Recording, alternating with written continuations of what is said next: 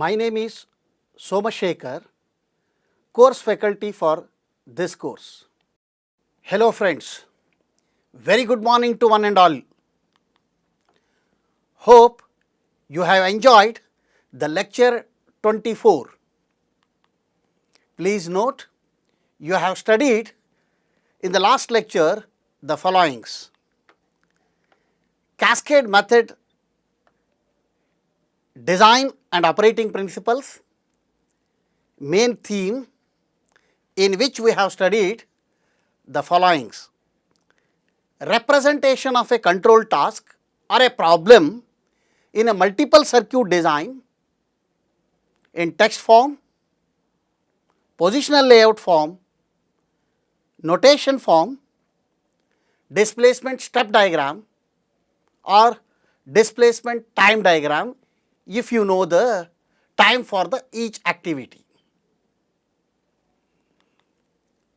Now we have seen the role of 5/2 directional control valve, which is a double pilot valve, what we have discussed. It is also known as a memory valve.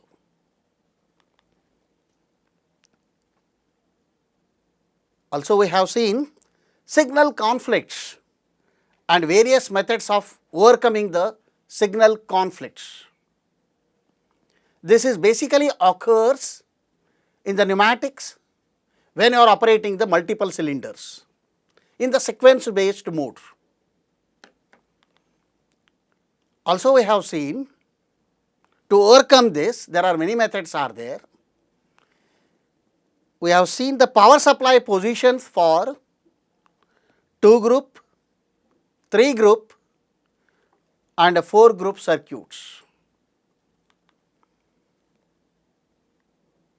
In today's lecture, we will discuss in detail some of main aspects of hydrostatic transmission, which is a pump controlled hydraulic system, which finds a large number of applications in construction, mobile hydraulics and also currently in robotics also. Let us will see this hydrostatic transmission, briefly called as HST. We will see the organization of presentation. Let us will recap on course content where we are now. Introduction, here mainly concentrating on pump controlled hydraulic systems. Here again there are two category friend, cylinder controlled and a motor controlled. That is why I am telling you, just I will give you introduction on pump controlled hydraulic systems, how it is. Next we will move on to the drive concept, basically in the pump controlled system. Next we will move on to hydrostatic transmission, HST. Here we will discuss advantages, major components, classifications, expressions for the ideal pump and motor characteristics and also the hydraulic stiffness. Next we will move on to analysis of the hydrostatic transmissions. We will see based on the pump motor configurations, we are getting the different configurations. We will analyze that. Here variable capacity pump and fixed motor unit, understand this. Fixed capacity pump, variable capacity motor unit.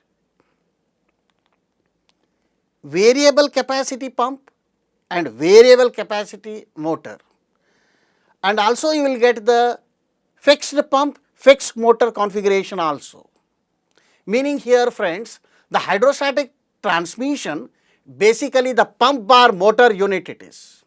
Meaning if you vary the pump fixed and variable, like a motor fixed and variable, you will get the different configuration in the hydrostatic transmission. Here we are overcoming the control valves. Next we will evaluate the performance characteristics of pump control system. We will restrict our study to HST, simple numericals. Concluding remarks. Friends, already we moved during the course from serial number 1 to 9 already. Already we have covered the most of the syllabus for the oil hydraulics and pneumatics. We are reaching at the end. All are very, very important units. Now we are here, friends. Hydrostatic transmission and control. As I have told you, quickly see the different configuration and analysis, pump bar motor characteristics. This is will restrict our study to 2 hours. Next is servo and proportional valve will start, and then role of modeling and simulation. Let us will see what is the significance of studying the hydrostatic transmissions or a pump controlled hydraulic systems. Pump controlled hydraulic systems utilize a pump as opposed to a control valve for directing available hydraulic power to and from an actuator that is used to generate useful outputs. It is well known fact that pump controlled hydraulic systems exhibit an efficiency advantages over a valve controlled systems due to the fact that the control valves introduces a pressure drop which results in significant heat dissipation. This is one of the critical component in the whole fluid power system is a control valves, direction control valves. Now in the hydrostatic transmission, we are not using this. Directly pump will control the flow to the motor as well as in a cylinder. The pump control system does not utilize this valve. Therefore, the immediate power needs of an actuator are met directly by the power source, which increases the overall operating efficiency of the system. This being said, there are 4 disadvantages of the pump controlled system that may be listed below now. The response characteristics of pump controlled systems can be slower than that of a valve controlled system due to the longer transmission lines that are usually used for reaching the output actuator, because directly I am using pump to send the flow to the actuator. Large transmission lines are there. So, this is an effect of fluid compressibility. Also we know that the above mentioned disadvantages may overcome by locating the pump and power source closer to the actuator. But what happens, friends, if I will move the pump and the motor near to the actuator, the whole system becomes bulky, which is difficult to use in many applications. Third problem is closed circuit pump control systems generally require auxiliary hydraulic system to replenish the low pressure line of the circuit. This requires another pump, that what you can call a boost pump, to add to the leakage. Then 2 check valves and a relief valve and minimal pipings, meaning this additional hardware adds the additional cost in the pump control system. Fourth disadvantages is pump control systems are comprised of a single pump that operates a single actuator. multiple actuator cannot share the power that is generated from one pump. In short, the efficiency advantages of the pump control system must be weighed against the several disadvantages that have just been mentioned before one chooses to use the pump controlled hydraulic system as opposed to a valve controlled system. Like a valve controlled system, the pump controlled hydraulic systems are also classified between control of linear actuators, meaning here I am using the hydraulic pistons and cylinders, and a rotary actuators, meaning a hydraulic motors. Valve control also like this classification. Here based on the motion output, whether you want a linear or a force input, you may use the piston and cylinder. If you want a rotary torque and a speed, you will use a motor. The linear actuator system is commonly used to implement devices that utilize a translational motion and provide a linear force output. Since the pump operates symmetrically as it sends flow to and receives the flow from the actuator, the pump controlled linear actuation system is only suitable for double rod linear actuators. Typical example applications of a pump controlled linear actuator system include industrial robots and flight surface controls that are used in the aerospace industry. Similarly, the pump controlled rotary actuation system is commonly used for driving a rotating shaft, which then produces a rotary torque output. Pump controlled rotary actuators are often called a hydrostatic transmissions. Please remember friends, pump controlled rotary actuators are HST, hydrostatic transmissions, and are frequently used within the power train of off-highway earth moving equipment and lawn and garden tractors.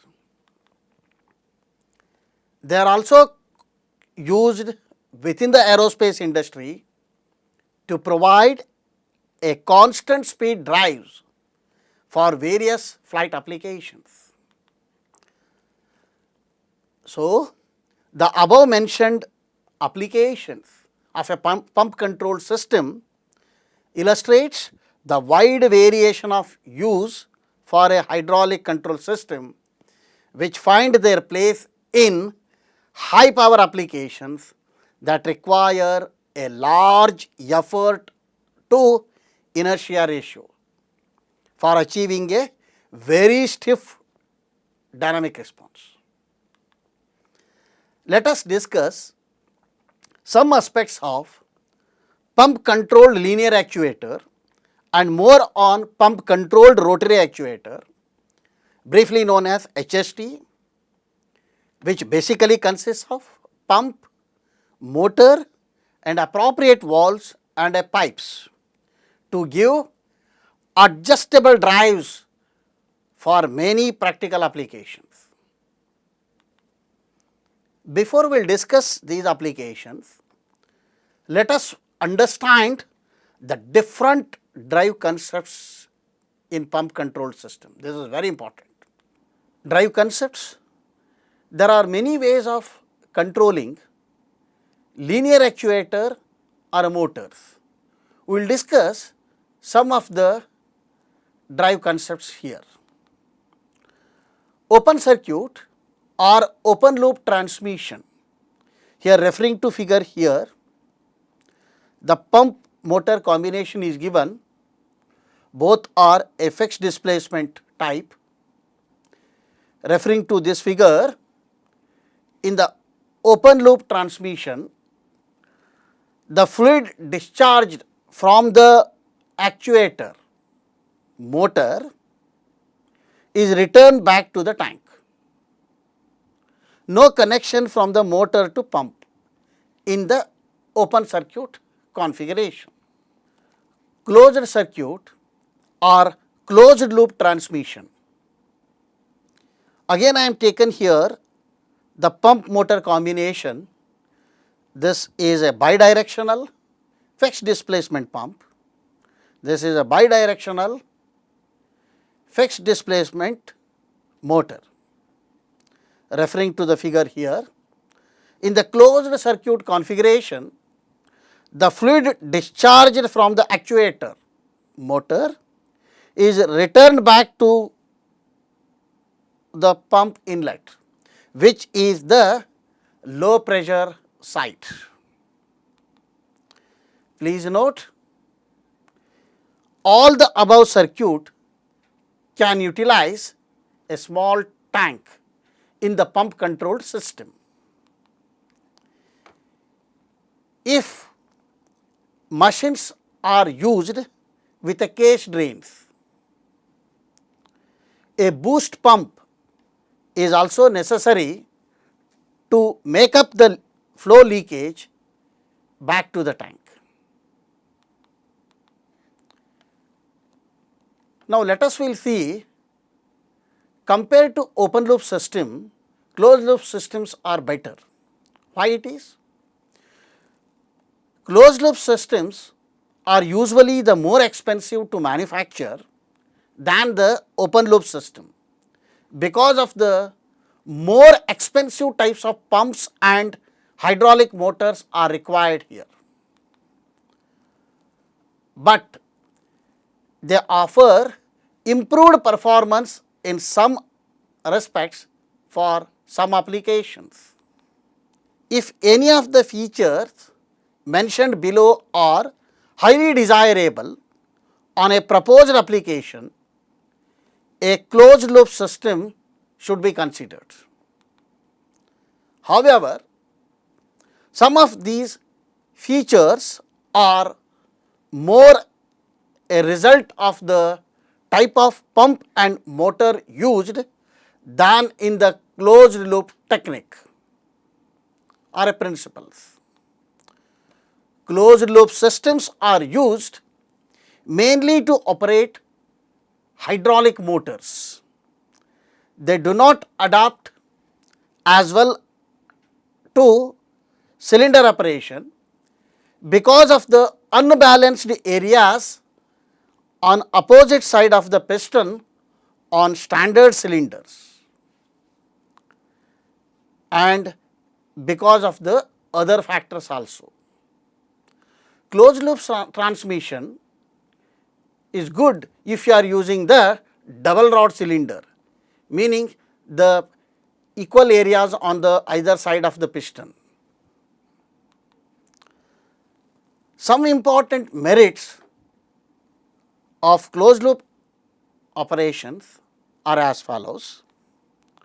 Wide range of speed is possible and also independent speed control is possible.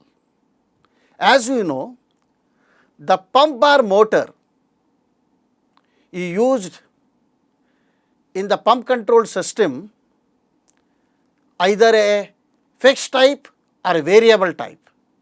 Due to this, you are having the variety of configuration to get the different range of speed and also speed control is possible.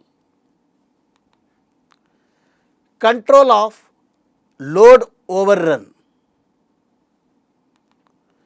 Simple to operate and control and hence effortless operation in training the personnel because they are very easy to understand. Also less components are involved in this. Minimum shock. Higher efficiency is possible. more power per kg. Minimum maintenance because of the modular units, pump motor unit, very simple it is, no control valves, only minimal valves like a NRV and piping and PRVs are there in the open loop or a closed loop pump control system. From the above discussion, we know that the major components of the hydrostatic transmission HST are pump and motor. These are the major components. Apart from this, as I have told you, the minor components are required like a fine filters, heat exchangers, small reservoir. As I have told you, in the closed loop system, the oil is recirculating from the actuator end to the low pressure side of the pump. It will recirculate. And also, as I have told you, no direction control valves are there here. Then this power unit is very near to the actuator. The minimal pipings and connections are required. Please note, the selection of major pump and motor combination results in different drive system. Based on the application, one may select any of the following combination to build the pump controlled system. You may use one fixed and one variable.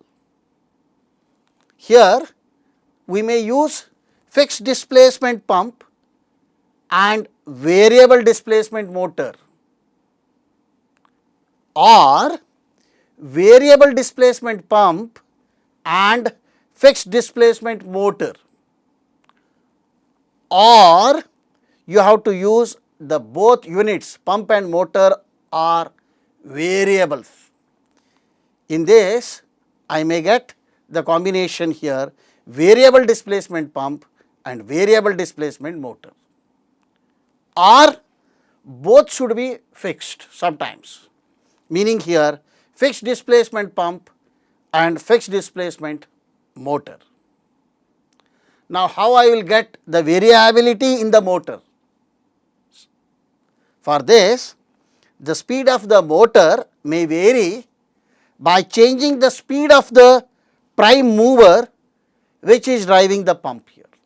For example, if I am driving the fixed displacement pump using the BLDC motor, if you will vary the current input to the BLDC motor, it will rotate fast. That time pump outlet you may get the more flow. Like this, you have to vary the flow rate, or using a valve controlled, the many times you may use the flow control valves, or also servo controlled to vary the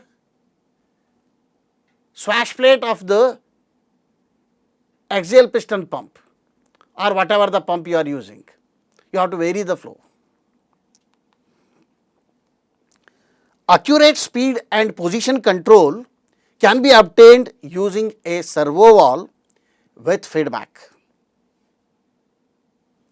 Although motor speed feedback control may be achieved by controlling a pump swash plate with an electrically operated actuator.